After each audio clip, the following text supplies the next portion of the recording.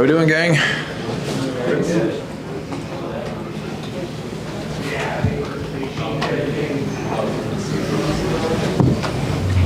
right, guys, go ahead.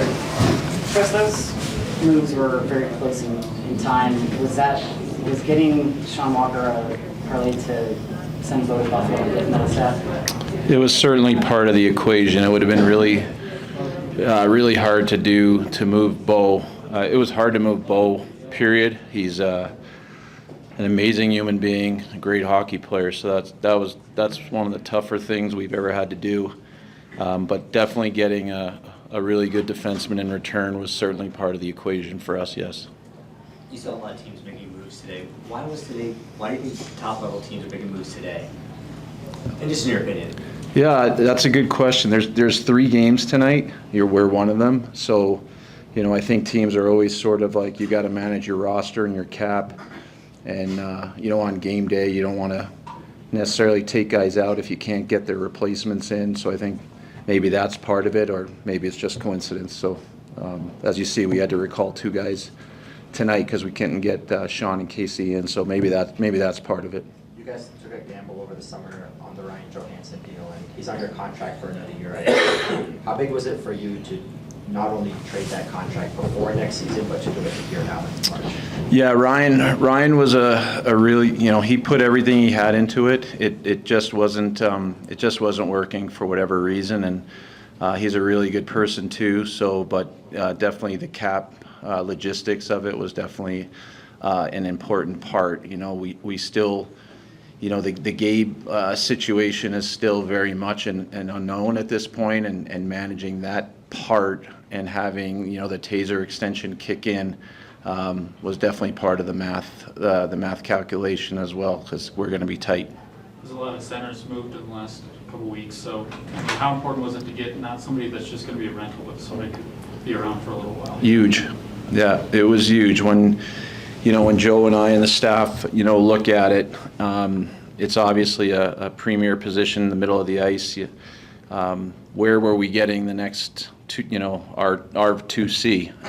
We do believe Callum Ritchie has that potential, but he's still very young, and we want him to cook and come when he's ready to thrive, not survive at the NHL level. So I think getting a player in this age bracket with the controllability, as you referenced, was really important. It's, trading a Bo Byram, you're not trading him unless you're getting something that you're really excited about in an important slot in your lineup. And it was a hard decision, but we feel it was the right one. What do you like about Casey's game, and does he project as a second-line center from the day he walks in here? We believe so.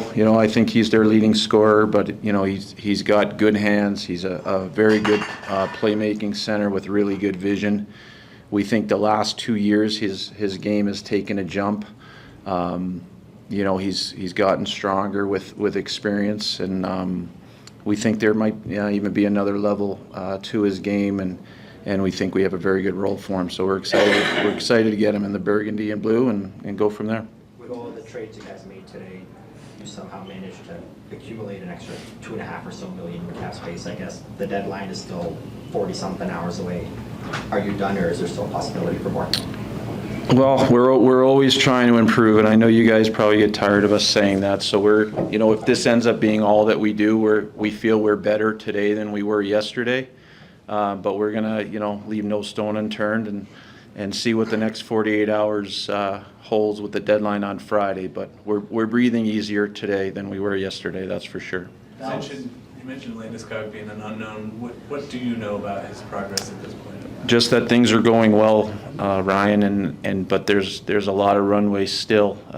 We're 2 years in, and again, we miss Gabe immensely. He's a super hockey player, but this is uncharted territory, and he's doing everything we can. He's getting the best medical care, but we're hopeful. But there's still lots of runway there. You said you're breathing easier today than you were yesterday, and you also said how difficult it was to trade Bo.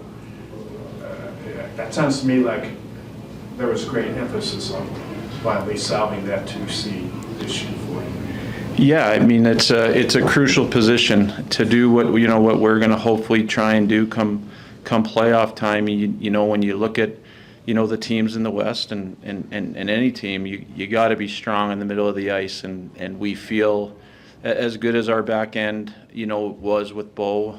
We feel, you know, Sean Walker is going to come in and do a really good job. He's a really good player in his own right, and being able to put him in that mix and put Casey and, you know, solidify the second line and give the coaches and our players, you know, another weapon there, we felt was really important. As you mentioned, the Johansen thing didn't work out for whatever reason. A lot of times someone in your position will double down because you put your name on it.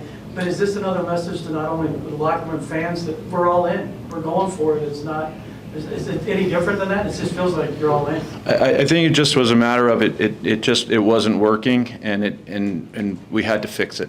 And it demanded attention, and we felt this was the right move.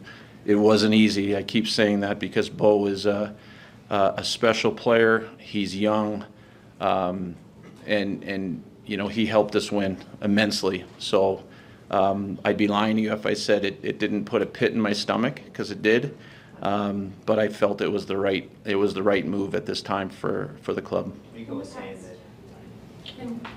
Go ahead, Megan, then we'll go here. Leadership has had influence on some of these new additions. McKinnon has weighed in on players like Parise. I was curious with some of these new additions and throughout this deadline, what those voices have been like throughout the process. Our guys are really supportive.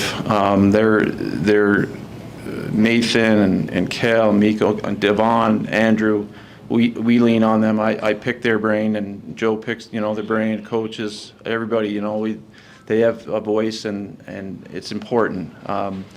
I think those guys have done a great job building this culture, and they have a feel for what's going to fit in, and I think when guys come in here, it will elevate their game as well, and I think that's because of those players. Pat? Miko was saying today that he viewed Val as almost like a trade deadline acquisition when he comes back. Do you kind of view it then? Is that kind of part of the equation when you're making his return? It was certainly important if Val wasn't in a good spot physically and mentally. You know, that's a huge piece of our top six lineup. And I mean, you guys seen him play and what he's capable of doing and how well he was playing. He touches every facet of our lineup: power play, penalty kill, 5-on-5, 3-on, you know, all of it. So getting him back, trade deadline ad, or however, you know, you phrased it, Pat, it's just a massive addition because he's such a good player. And, you know, you put him in and Casey Mittelstadt, and it's sort of like 2/3 of a second line that we didn't have in our lineup last week. About three, four more. Go ahead, Colleen. Can you talk about McKinnon and all the guys that are playing now? Did you have conversations with Gabe as the captain with these personnel changes?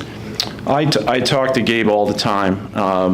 You know, he's our captain. He's in touch with our group. So not sure day-to-day type things on every, you know, potential acquisition or thing we're kicking around, but certainly the important stuff. He has a big voice and is always gives me an honest opinion and assessment of things, and somebody that we lean on and will continue to lean on in all facets of our team. Evan? You talk about, obviously, the trade deadline here, but you also have Nikolai Kovalenko coming over after his season's over. Yep. So do you guys view him as someone who can help out down the stretch? We do believe he can. Yes, they're down 2-1, as you know, and listen, it's gonna be an adjustment, right? It's good hockey over there. He's not a kid. He's not 18 or 19. He's a man.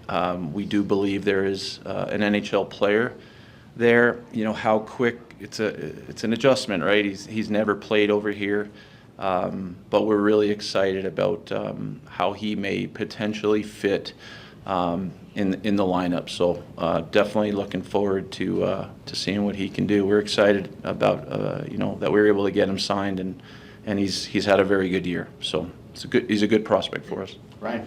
You talked to us about Georgiev's fit, I think the last time we talked to you, but how comfortable are you with this goaltending tandem, or maybe kind of trio that you have here moving into the postseason? Well, it's Eustace has done a nice job here. Forget the fact, the back-to-back shutouts. He's just played good hockey games and given us a chance to win, even going back to the game in Detroit. And whether it's slowing down for him or he's practicing up here, I think that's a big difference. You getting reps with McKinnon and Rantanen and NHL shooters. It's different, and I think it's an adjustment, and it's easy to be impatient and think that a Eustace Annunen or an Ivan Prosvetov can't be the guys, and sometimes you have to see if they can be the guy before you know if they're the guy. So I think Ivan, it was the right time for him to go down and play consistently, and we've seen what he's done. So listen, it's a very small sample size, but Eustace was drafted. He was really liked by our scouts. He's been a good American League goalie. He's taking advantage of the opportunity that he's been given here. Hopefully he can continue to do that, and we're excited to see it. Last one, Kyle. You mentioned Val earlier. Now that he's missed time in the playoffs and now a big chunk of this season, just what's the organization's level of confidence in him that he can return to the lineup and put some of those past issues behind him? High. He's done. He's tackled the treatment, the way he tackles his on ice and off ice conditioning. I'm proud of him, and first and foremost, hopefully he's in a good place, which we believe he is. And he's a husband, he's a dad, and he's a member of our team. But we just want Val to be healthy. Bonus will be getting Val back to what he was in the fall and previous years with us. We all know his importance. He's been a monumental piece for us and our on ice success. So we're all pulling for him. Great. Thank you guys. Appreciate it. Thanks, Chris.